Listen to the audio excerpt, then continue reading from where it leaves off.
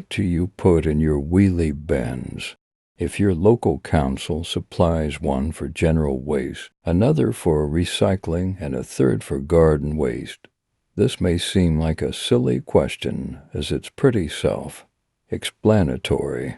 But the reason we ask is because a man in Arlsley wants one specially for dead rats. Danny Thompson Sullivan is a snake enthusiast who constantly has an abundance of deceased vermin that his snakes are too picky to chop on. My Thompson Sullivan claims that his wheelie bin is overflowing with furry corpses, leading him to use his bathroom as a surplus dumping ground for other rubbies. At his wit's end, he told the advertiser, "Snakes don't eat every day, so I'm lumbered with dead rats.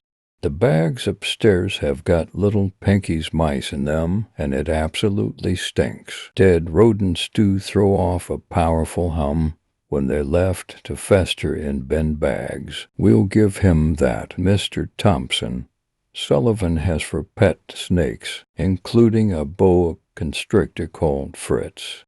Between them they eat 4 to 8 rats a week, depending on how hungry they are.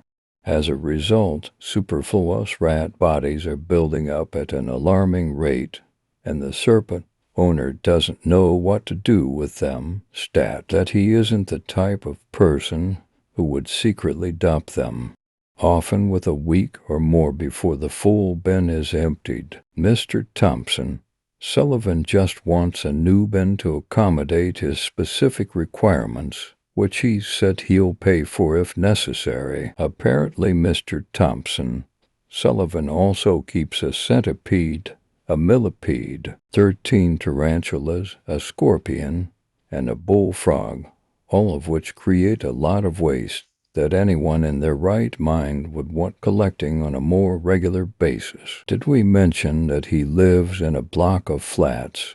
That's probably worth bearing in mind, considering the communal nature of waste management and the possibility of another resident mixing up their bins and lifting a lid only to be greeted by hundreds of dead rat bottoms. It seems that Thompson Sullivan is a bit of a local celebrity, making the news a few years ago when he was told he was no longer allowed to take Fritz the boa constrictor on the bus anymore. Turns out he had been carrying it in his bag. We hope that this matter is resolved.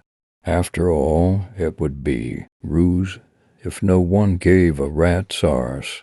Chortle.